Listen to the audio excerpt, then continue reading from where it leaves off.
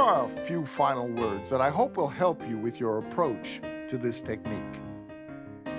I'm often asked by actors, do I have to get the lines exactly as they're written? To which I answer, only if you want to act with integrity. Think of it as a battle between you and your character. Your character wants you to use the words that are best suited to the way that they communicate. Those words are in the script. You want your character to use words that are easier for you to deliver. An actor must make a conscious effort to lose this war. To insist on winning it is to concede that you are acting for some other purpose than to serve the art of acting. On the other hand, don't obsess about your lines. When you're in the moment making new discoveries on stage, there will be times when this will cause you to make an error in line delivery. Embrace these errors. Don't let them negatively affect your acting.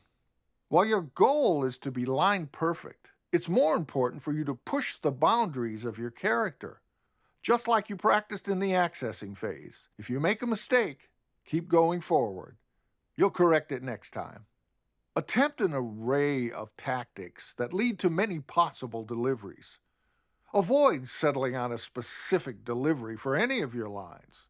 The way you deliver your line should be determined by what's happening in the moment. You should use whatever tactic is necessary, leading to whatever delivery is needed. As the scene grows and progresses, so should the delivery of your lines. In the beginning, you will keep the length of your working unit small enough to ensure success. Once you have achieved success with a few working units, your brain will begin to respond to the 3-3-3 pattern. You'll be able to expand the length of a working unit. Take every opportunity to challenge yourself. Even with your most disciplined work, you will still experience memory blocks which will prevent you from getting from one line to the next. Often, this will require that you unlearn an error. Return to the reading phase for a short portion of the script. This is done by treating the trouble spot like an overlapping link. Read the sentence that precedes the line that's blocked. Read through the block, and then read through the sentence after the block. Do this 3 times out loud. After you have done this, take this short section through the accessing phase. This should repair the block. When you are engaged in a scene, focus your eyes on the other actors.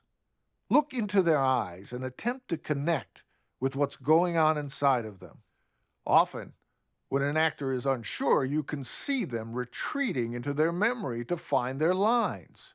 They literally act behind their eyes. This is the way they practiced it.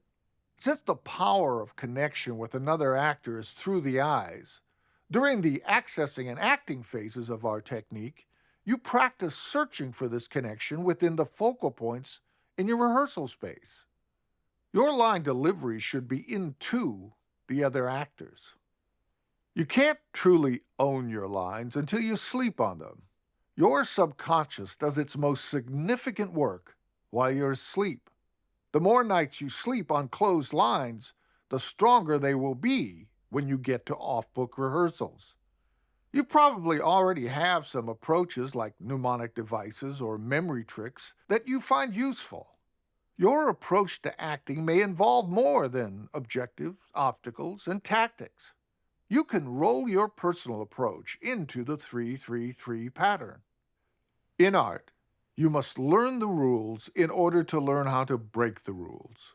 The most important part of learning this technique is making it your own.